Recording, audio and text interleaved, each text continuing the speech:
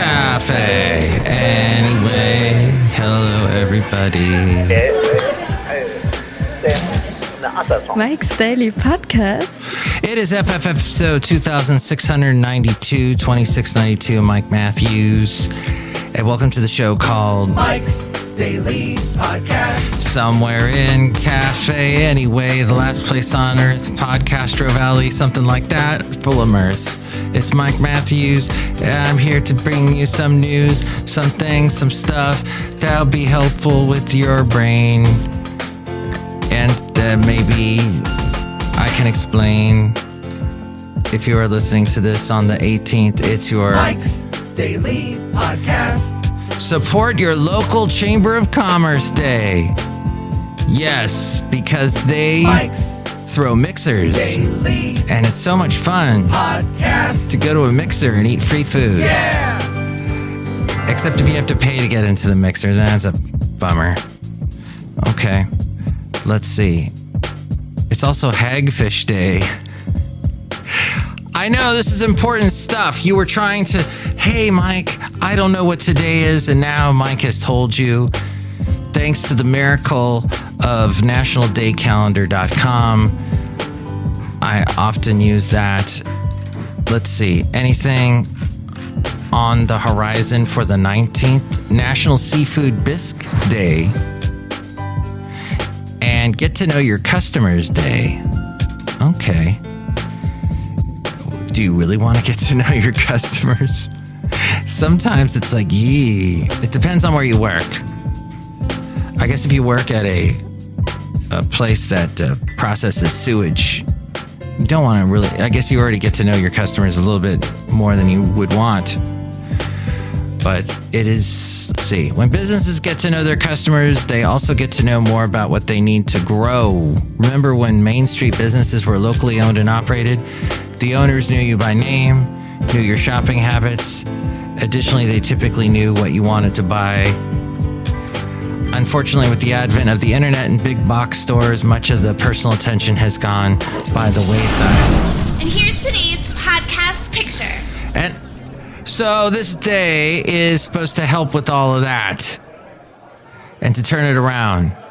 Make it a point to get to know your customers. The podcast picture is from Benicia, the wonderful town of Benicia. It's about, an hour. No, not that, but maybe 45 minutes north of me. And I like to go there sometimes. I like the views, and I take lots of pictures. Maybe have a delicious lunch. And I used to take the late great Basil the boxer there often. In fact, this spot in the podcast picture, which you can see at MikesDailyPodcast.com. Yes, he was there that one day, many days actually. He'd go running around in the water and bark at the seagulls that were hanging out. So much fun. So let's say you wanted to find out, more about your customers. So you should ask your customers questions. It says here, use social media. Get the word out about your specials and new product. Social media is a great tool to find out what your customers like and don't like about your store. It's important to respond as quickly as possible. When you do, it will be noticed. Remember, fixing a negative customer experience in a positive way can show you stand by your word. And it could transfer into multiple sales.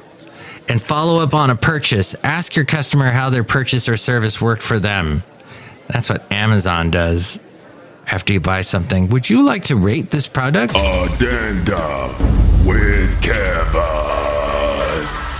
Oh, it was a big thing in the news today did you hear about that in the news? About feedback, about what companies... Welsh on the world. Says that, this was from Fox News, that Amazon shoppers were bribed to leave positive reviews, how sellers manipulate ratings and deceive customers on the e-commerce platform. The investigation dives into a concerning trend where some Amazon sellers are veering off the ethical track. They're nudging buyers toward leaving a 5-star review in exchange for a bit of a carrot at the end of a stick. MTV News. You hear it first. It's a variety of varied assortment of incentives. Some buyers found cards in their packages offering cash refunds for a positive review. Others were enticed with gift cards or even a full refund plus a little cash. And then there's an email follow-up. That's right, where sellers reach out to buyers offering a reward for changing a negative review to a positive one. That's interesting. All here on customer, not positive review day, but customer, getting to know your customer day. And networking with other businesses is another way to help. Now, if you want to be ethical, learn and share best practices for getting to know customers from other successful businesses. That will also grow your business. When you are a man, sometimes you wear stretchy pants. That is what today is, interestingly. I got this email today about another demonstration going on in San Francisco. This time, it is a national walkout and press conference Wednesday to demand ceasefire in Gaza. And apparently it is happening at the San Francisco City Hall steps. And it is happening on Wednesday. Students have called for mass walkouts of high school students nationwide to protest the ongoing killing of Palestinians in Gaza by the Israeli military and to demand an immediate ceasefire. And you heard about the airstrike on the hospital in Gaza and both sides pointing at reasons for why that happened. It is interesting, though. I find it always fascinating when students walk out. It's like, you guys are the last people to... Why? Oh, but we have something to say, Mike. Yeah, you know what? You're really young, and you haven't had a lot of life experiences yet, collectively. I mean, maybe you've been through a lot, but, the majority of kids are still playing video games all day. I know that's a broad brushstroke, but I'm just remembering back to my teenage years as we go outside a Café Anyway, where we bring you Mike's Daily Podcast somewhere in Podcastro Valley. Anyway. The last place on earth. But this is where all the demonstrations are taking place, having to do with students, having to do with colleges. Is it the 1960s again? Magnification. I don't know. But hey, I have decided that I'm not going to talk anymore about that for right now and tell you that we're outside a Café Anyway somewhere in Podcastro Valley, the last place on earth. Look who's here. Hello, my gosh, it's Madame Rootabega, and I love to eat delicious things. Oh. And we were talking about, what is today? Was it National Pumpkin Pie Day or something? Do you like pumpkin pie? Yes. Do you like to dance around pumpkins? Yes. Do you like these questions? No. I'm randomly coming out with the quickest interview I've ever done in my life. Look who else is here. Hello there, Mike. This is Valentino, the banking attendant. And this is Bison Bentley. Do you know that? Mike, we was going to tell you that we are the best voiceover peoples in the world, and our accents are completely believable there. Yeah, believable. Do you know that?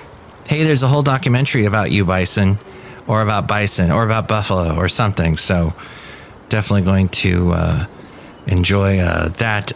Don't you hate it when people say Magnification. Was listening to a fascinating podcast that was looking into Russell Brand and the allegations against him and just about him as an individual. And remember how big his Bookie Wook thing was, and being married to Katy Perry, and he was in those movies, and he was big time guy, comedian, hosting the award shows and stuff. Woo!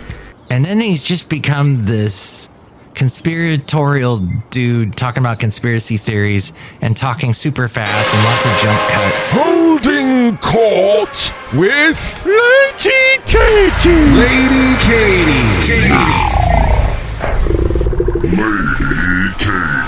Get through that. I got into it. So it's fascinating. I'm about a fourth of the way through this podcast, and they've got a group of people discussing the topic. Fabagoo, things to do. The Royal Trump Tweet Decree. You know, I mean, people get stuck on stupid. Young people, what they believe and what celebrities believe and all that. Hey, what else is interesting? Going to pass along to you. Speaking of celebrities, Taylor Swift. She encouraged singing and dancing during the film. Many people took her up on that offer. The Eras Tour concert film earned $95 million in its opening weekend, enough to make it the highest grossing concert film of all time. Yes, that beats out, what was the concert film? But Rattle and Hum. I remember that by U2. You will travel into the incredible universe. So she made a direct distribution deal with AMC and Cinemark. And that got her to get around the go-between studio system. And this is interesting. Her father, Scott Swift, fronted between $10 million and $20 million to produce the film and hired Sam Wrench as the director. AMC's deal with her gives her 57% of the profits, and the movie theater chain gets 43%. Interesting, and they didn't have to bother with the big movie studios. Cinemas would love to work around the studio distribution system and release content directly. And Beyonce did the same thing. She struck a similar deal with AMC earlier this year to distribute the concert film from her Renaissance World Tour. It's fascinating, isn't it, that, not that long ago, we were talking about the death of AMC. AMC is on its way out. All movie theater chains are on their way out. But look how they've come back. 1970s Woodstock concert film remains the most commercially successful of all time. Interesting. With an inflation-adjusted box office gross of more than $270 million. That is definitely twice the amount and then some of what Taylor Swift has made so far, but we'll see.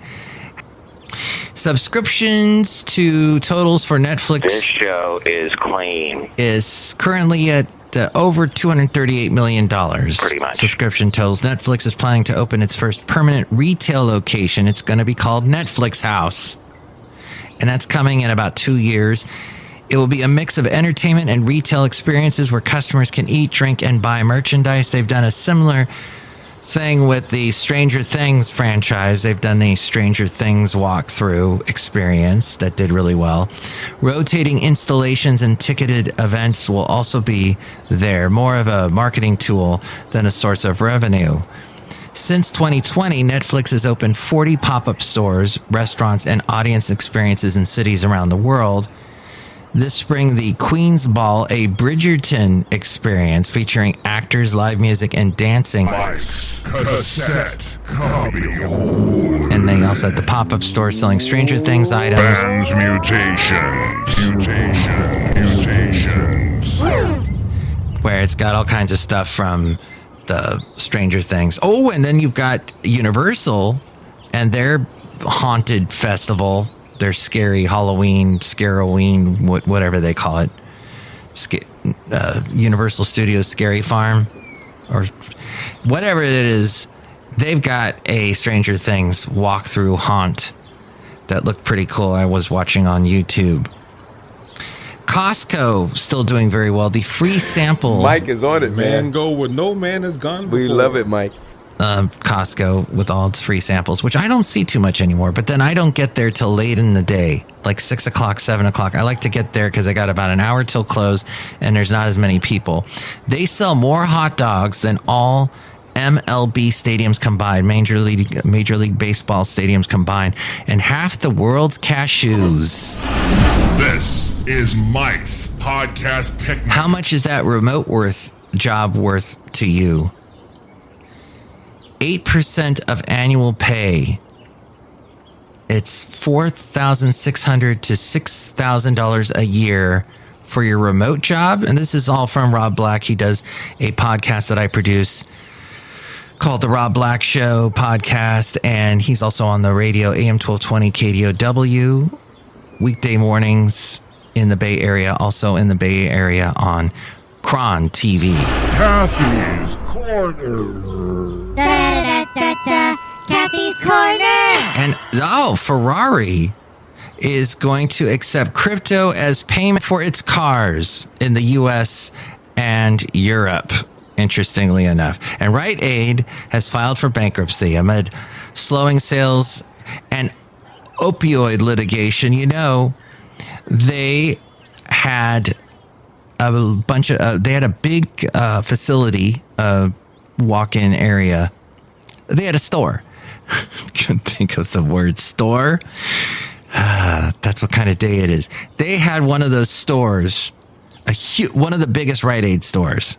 It had to have been. Well, it just shut down in Podcastro Valley, but it was magnificently huge and cavernous, and they had aisles that had nothing on them. And if you walk back and forth, you get all your steps for the day.